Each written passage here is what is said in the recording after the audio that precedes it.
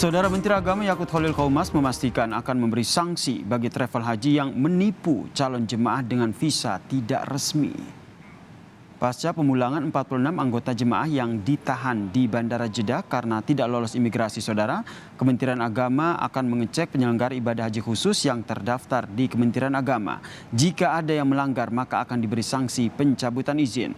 Menak juga meminta masyarakat berhati-hati memilih agen perjalanan umroh dan haji, terutama bagi yang menawarkan visa mujamalah atau furoda yang merupakan visa non-kuota sehingga tidak dalam pengelolaan Kementerian Agama. Travel yang menurut saya tidak menyelenggarakan sesuai dengan apa yang sudah menjadi peraturan. Misalnya kemarin kita dengar ada 46 calon jamaah yang dipulangkan ya. Kita akan berikan sanksi yang saya kira yang paling tegas buat mereka, karena nggak boleh mempermainkan nasib orang, mempermainkan keinginan ibadah orang, itu dosa besar. Itu kita akan berikan sanksi yang tepat untuk mereka. Sementara itu, Saudara, Kementerian Agama Kabupaten Bandung Barat, Jawa Barat menyebut travel yang memberangkatkan 46 calon haji dengan iming-iming haji furoda atau kuota undangan Raja Arab Saudi tidak terdaftar di Kementerian Agama sebagai lembaga penyelenggara haji khusus. Dari hasil penelusuran Kementerian Agama Kabupaten Bandung Barat, didapati kantor PT Al-Fatih Indonesia yang berada di kawasan Lembang diketahui memiliki alamat palsu. Di sini tidak ada itu yang namanya PT Al-Fatih, yang ada hanya penginapan. Kemudian di sampingnya yang diperkirakan nomor 37 itu juga rumah kosong dan sudah dalam kondisi yang tidak baik. Kesananya juga penginapan dan kemudian ada lembaga pemerintah, itu pun nomor 1. Jadi pastikan PT Al-Fatih itu memang memasukkan alamat palsu. Informasi terkini terkait pelaksanaan ibadah haji di Mekah, Arab Saudi kita tanyakan langsung kepada jurnalis Kompas TV Nitya Nisa. Selamat malam waktu Indonesia. Assalamualaikum Nitya. Sesampainya di Tanah Suci, apa yang dilakukan oleh Menteri Agama Yakut Khalil Qaumas di sana?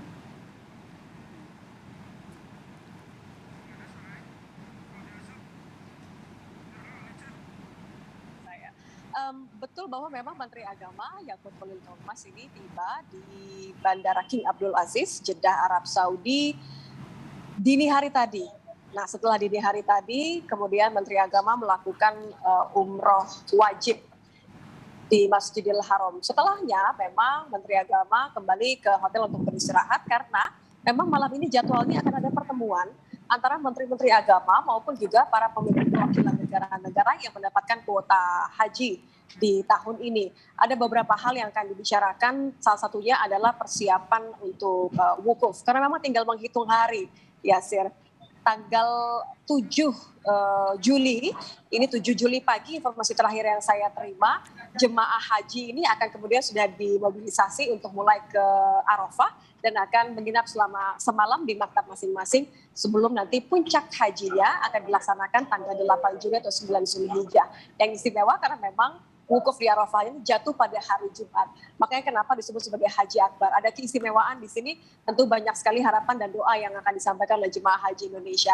Karena itu tentu ada banyak sekali imbauan dari Menteri Agama juga menyebut meminta kepada jemaah haji Indonesia untuk menjaga kondisi kesehatan, betul-betul diperhatikan aktivitas apa saja yang dilakukan selama 3 hari ke depan. Sebenarnya ini dibantu dengan tidak beroperasinya sementara bus salawat atau bus yang biasanya membawa jemaah haji dari pemondokan ke Masjidil Haram. Nah, ini akan dihentikan sementara mulai hari ini selepas sholat subuh tadi sampai tanggal 13 Zulhijjah. Alasannya sebenarnya karena memang bus-bus ini digunakan untuk memobilisasi atau membawa jemaah haji dari pemondokan ke Arafah, kemudian dari Arafah ke Musdalifah dan seterusnya. Tapi juga ini seperti saran halus begitu ya, cara halus agar jemaah haji tidak beraktivitas terlalu banyak.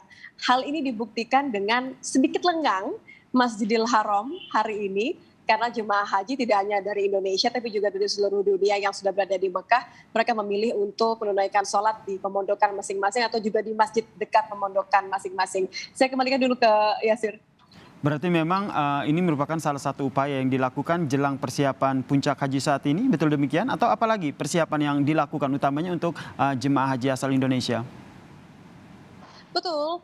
Kalau kita lihat kan sebenarnya angka penyerapan dari jemaah haji Indonesia yang tiba di tanah air ini kan ada 157 selisihnya. Jadi dari 92.825 kuota haji reguler untuk tahun ini, ada 92.668 yang sudah tiba di Mekah. 157 ini alasannya memang berbeda-beda. Mulai dari mereka mengalami sakit di embarkasi sehingga tidak memungkinkan untuk berangkat, kemudian juga ada yang meninggal dunia dan tidak memiliki ahli waris. Tapi menjadi perhatian adalah bagaimana jemaah haji mempersiapkan diri di sini. Karena informasi terakhir yang saya terima, ada 21 jemaah haji Indonesia yang meninggal dunia. Rata-rata penyakit komorbid yang mereka derita ini dipicu oleh kelelahan dan dehidrasi. Anda bisa bayangkan ya, Sid, bagaimana nanti 1 juta jemaah haji dari seluruh dunia akan berkumpul menunaikan wukuf di Arafah dalam kondisi panas terik begitu. Kalau prediksinya saat ini sih masih 45 sampai 50 derajat. Tentu kita berdoa agar tidak sampai 50 derajat ya, benar-benar nanti akan ada mukjizat begitu. Tapi persiapan itu akan terus dilakukan, mulai dari pengecekan fasilitas, pengecekan maktab. Terakhir informasi yang saya terima, memang Satgas Mina, termasuk saya nanti di dalamnya, ini sudah mengecek kesiapan di maktab-maktab di Mina dan sudah mencapai 85%. Artinya tenda sudah terpasang rapi, sudah tergelar karpet, ada kasur lipat begitu yang bisa digunakan jemaah haji Indonesia untuk beristirahat. Baik. Yang kabar baik begitu ya untuk jemaah haji Indonesia ini karena memang kuotanya kan dipangkas 50%. Jadi okupansi di dalam tenda ini otomatis juga akan lebih lega, Yasir. Jadi akan Baik, Nitya. sedikit lebih bisa menunjukkan kaki begitu ya. Kita doakan saja yang terbaik. Nitya, kemudian yang menjadi sorotan juga terkait dengan 46 calon haji furoda. Apakah ada pernyataan terbaru begitu dari Menteri Agama terkait dengan kasus itu setelah sebelumnya Menak menyatakan bahwa akan memberikan sanksi bagi travel haji yang menipu calon jemaah ini? Singkat saja. Oke, konteks yang harus dipahami adalah Kementerian Agama tidak mengelola jemaah yang berangkat menggunakan visa mujamalah atau visa furoda. Jadi yang dimaksud oleh Menteri Agama adalah Kementerian bisa memberikan sanksi jika ditemukan agen perjalanan atau travel umroh haji tadi merupakan PIHK yang terdaftar melaporkan ke Kementerian Agama. Karena sebenarnya sudah banyak yang menggunakan visa furoda atau visa mujamalah ini dan sampai dengan selamat karena tidak ada masalah, mereka melaporkan ke Kementerian Agama melalui aturan yang berlaku. Tapi yang tentu menjadi perhatian adalah bagaimana supaya tidak ada jemaah haji Indonesia lagi yang tidak menjadi korban. Nah, ini harus melakukan kerjasama antara Kedutaan Besar Arab Saudi dan juga travel agen perjalanan umroh haji di Indonesia. Baik, terima kasih jurnalis Kompas TV Nitya Anissa atas informasinya dari Mekah, Arab Saudi. Selamat bertugas kembali, sehat selalu di sana.